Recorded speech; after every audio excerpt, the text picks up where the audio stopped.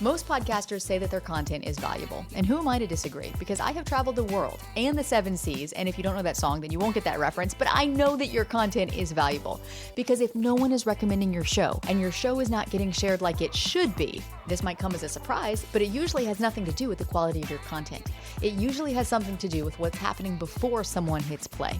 And that's why Arielle Nissenblatt, Podcast Hall of Famer and founder of the Earbuds Podcast Collective, is back in the studio to break down the small but common mistakes that kill word-of-mouth growth and make a show harder to share, including the email mistake that trains people to ignore your new episode emails. Plus, she's going to show you how building just a handful of strategic partnerships in your niche can grow your show faster and more effectively than posting clips and promoting every episode on social media.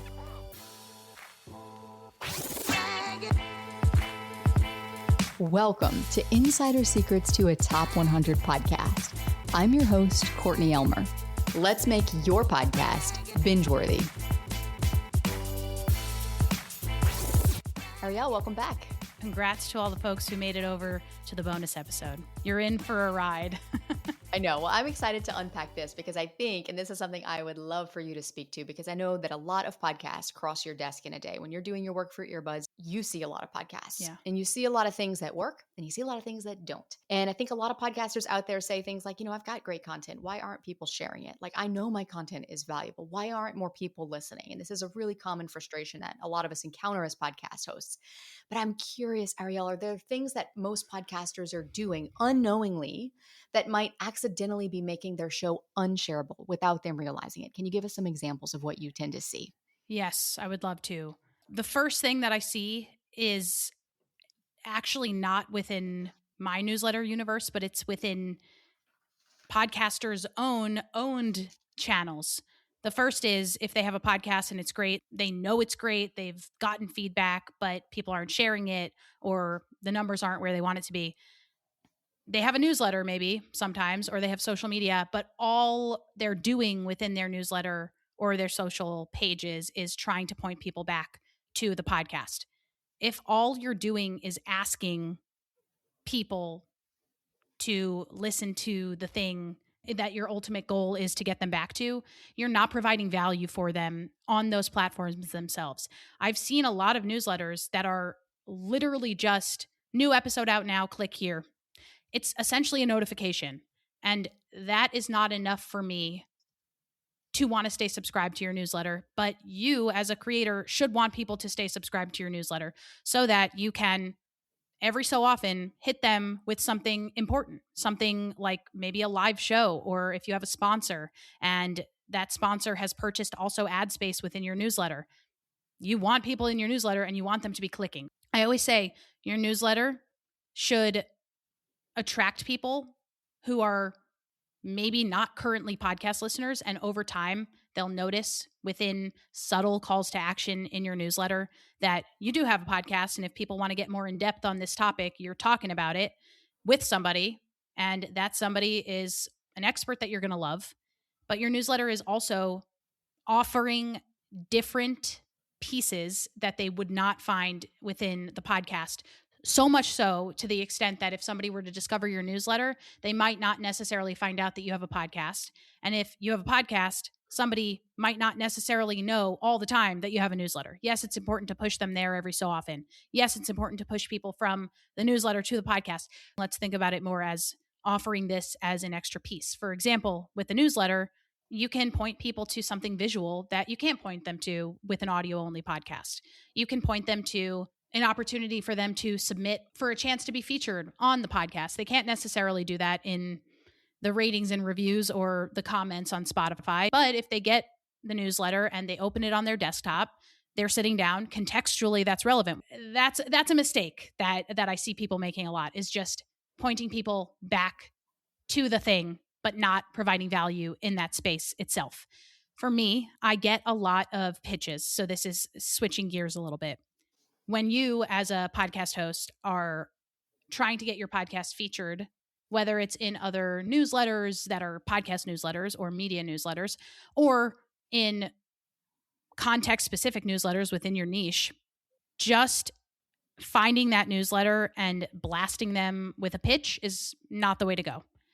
There are a lot of things you can do at this stage. You've done some research. You've put a spreadsheet together with all of these newsletters or all of these influencers, all of these podcasts that you would like to set up some sort of promo swap with or some sort of non-monetized collaboration opportunity with. The first thing to do is to wait. And this also goes back to playing the long game and how much appetite you have for the long game in your podcast growth journey. But you need to wait until you get the first issue of that newsletter and find out what they tend to feature and how your podcast fits into their existing infrastructure for that newsletter. You need to find out through research on their website or through their social media if they have a form that they use to take pitches, because that might be how they prefer you pitch to them. And then maybe a follow-up if you don't hear from them with a really kind message saying something like, I really like your newsletter. I subscribed a little bit ago. I've gotten these pieces of valuable information from it. I've discovered podcasts by way of your newsletter. My show is this. I submitted via the official pitch form, but I wanted to make sure you saw it because I have an upcoming episode that I think you and your listeners would really like. Taking that time takes time, but you're going to have more yeses. You're going to have more people who feel endeared to you. I got an email yesterday in response to my welcome email to my newsletter. I love when people respond to my welcome email. In my welcome email, I ask, do you listen to podcasts yourself? But this guy, I'm not going to call him out, but I wish I could. He just responded, no, hello, nothing. How do I get my podcast featured? And I said, I'm just going to make up a name. Hello, Bob. Thanks for your email. Really appreciate you responding to my welcome email. Love when people do that. When you receive the first issue of the newsletter, you're going to see that there's a very obvious way to get featured. I have a button that you can click to curate a list, and curators can include one of their own episodes as part of their list. Boom.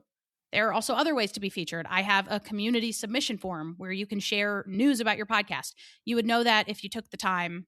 Or honestly, I'm open to it if people respond to my newsletter with more than just a, how do I get featured?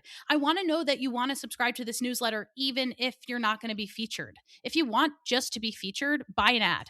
But if you want to be part of the community and build up some trust, be part of the community. Take the time to build up some trust.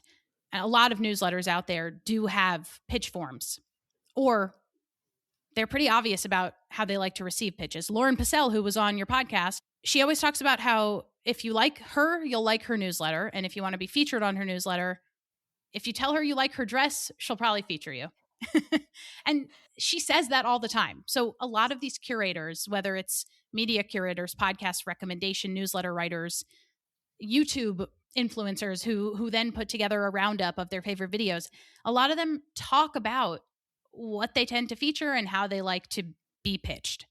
So I guess I'll give one more practical tip here, which is if you want to get started and don't want to play the waiting game for super long, maybe you receive one email from them and then you hit them back with a, I love this. I'm going to check out this thing that you recommended. I have a show. I would love to tell you more about it. How do you like to receive pitches? So you're not pitching right away, but you're warming them up a little bit. It's the pre-pitch. All of this is so good. The thing that just comes through so clearly is the reminder that on the other end of that screen is a real human. Humans. A human.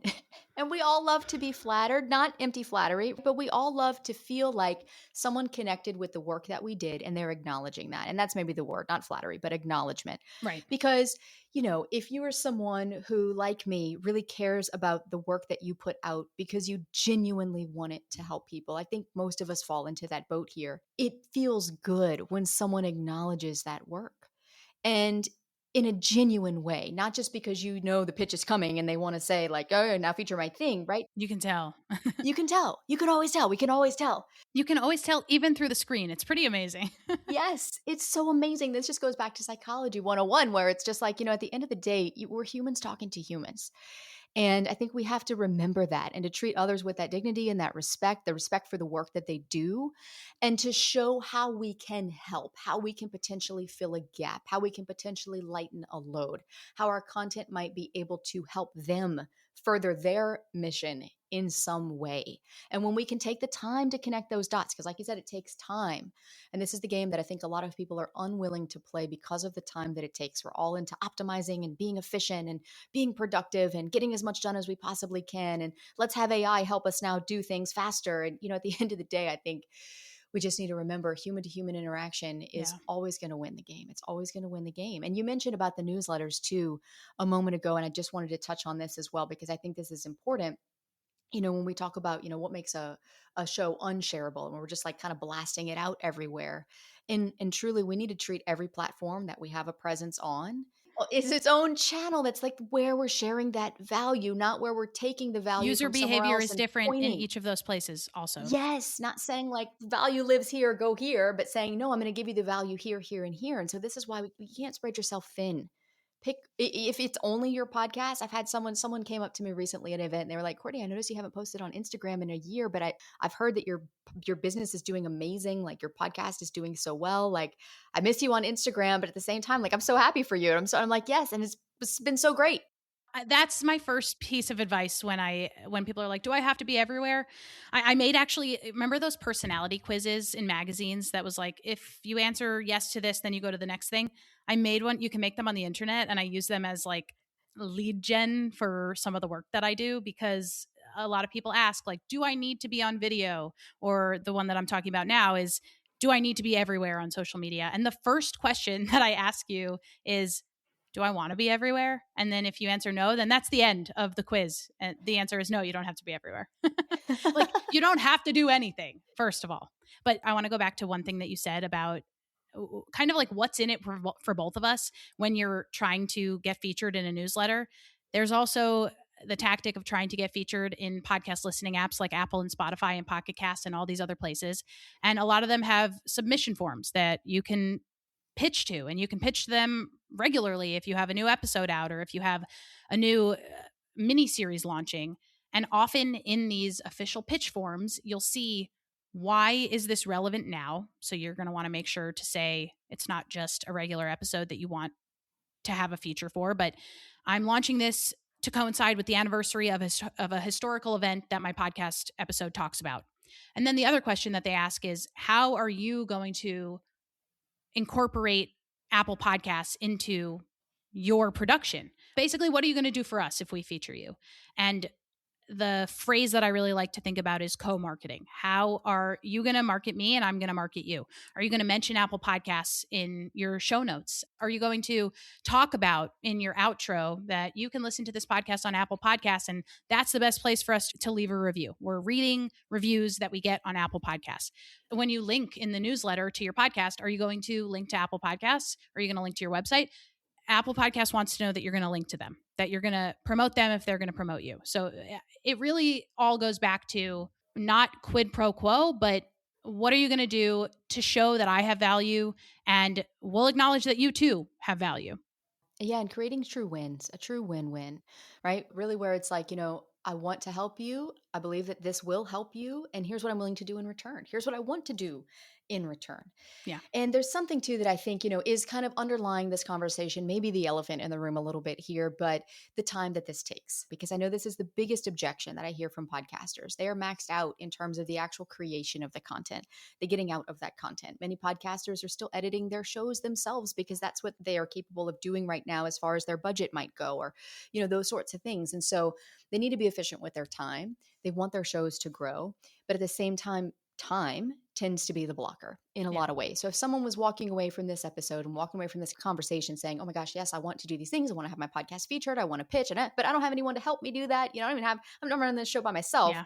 What's like the one thing you would tell them to go out and focus on first? I actually just posted about the following on social media yesterday. I want to start a company called It Really Depends, because I feel like I say that all the time, especially when it comes to consulting.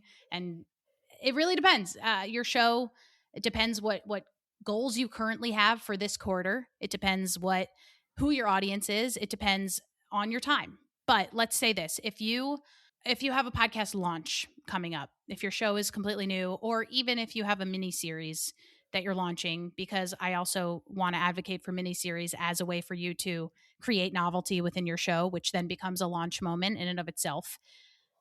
if you have something like that coming up, I would try to get featured on podcast listening apps. So find the pitch forms for Apple and Spotify and Pocket Casts, and there are smaller ones out there, but also try to find the curators and make relationships with the curators.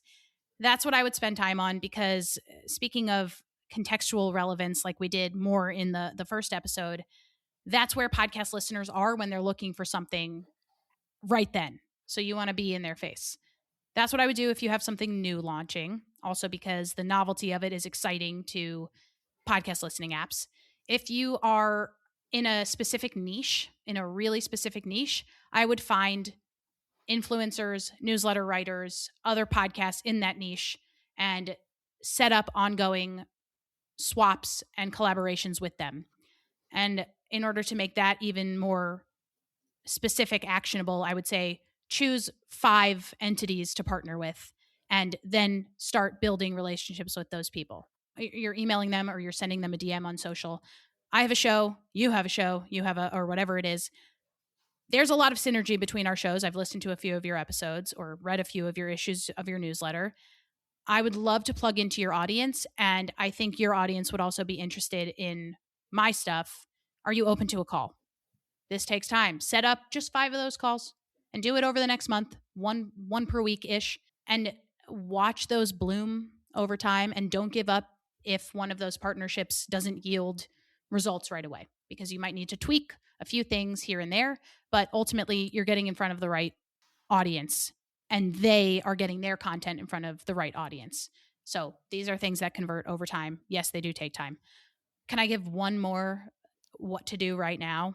Please do. There are also places where your audience hangs out in real life, probably. And marketing in real life is also slow, and it is also very hard to track. There is a creator / really smart person that I've been following for a while named Amelia Ruby, and she talks a lot about marketing off of social media. She is not on social media. She helps people get off of social media, and a lot of her work focuses on finding places in real life and printing out really attractive looking posters and QR codes that convert. So I would check out her work and start plugging into where your community is actually hanging out. I'll also make a plug for Lauren Passel's newsletter that she runs with Shreya Sharma and Will Williams called Podcast Marketing Magic. It's podcastmarketingmagic.substack.com. Very practical advice. If you're at this stage, do X, Y, and Z. Love it. Exactly what you're saying, which is I built my business and this podcast through partnerships and relationships. And relationship being the first of those keywords there. And that relationships take time to build. You're not going to go on a date tomorrow and marry the person the next day. I hope you wouldn't, and we've heard this a million times in marketing. This is not new, but yet we forget, because none of it is new. None of it is new, but we're always chasing okay, how can I get this growth the fastest? Yeah. And I think if we shift our perspective around that and look at, okay, what day is it today? Where do I want to be 1 year from now? And instead of focusing on volume, focus on the quality of what we're really doing. And the other keyword you mentioned being ongoing. That this doesn't have to be a one-hit wonder, flash in the pan. You don't always have to be chasing these partnerships. Every 2 months, you need to get in a new newsletter. No, you need to get in the same newsletters over and over again, because like we talked about in the episode before this, it's about repeat exposure. Yeah. And how important that is. And to build relationships, and particularly ongoing relationships, there's so much value in that alone. If you're listening right now and you could really take that to heart and you could really put that into practice here over the next year, because it's going to take time. But if you really adopt that and put that into practice, you will see a difference in your show. One other practical takeaway: if you're not already subscribed to a bunch of the podcast newsletters out there, subscribe to them today and start the process of slowly creating relationships with the writers behind these newsletters. I am putting out a list soon, a mega list of all of the podcast newsletters out there, both from podcast recommendation newsletters all the way to newsletters that are from companies that also have podcast recommendations. I'm going to put that out soon on a newsletter that Lauren and I write together called Podcasts We Text About.substack.com. And until then, there are a lot of these lists on the internet, if you search podcast recommendation newsletters or podcast newsletters, some of them are outdated at this point, which is why we're going to create this list and have it hopefully be on constantly updated. But that'll be a good place to start, is just searching for a list of recommendation newsletters. Yeah, and we can link to some of them in the show notes. When that list is ready, let me know. We'll link to that too. Cool. Will do. Awesome. Arielle, thank you for being here today. So much fun. I appreciate you so much. And speaking of getting listeners to actually notice your show and click play on it and come back for more, in the next episode, we're going to break down 4 signs that listeners are overlooking your podcast so that you can self-diagnose where to focus first to fix it.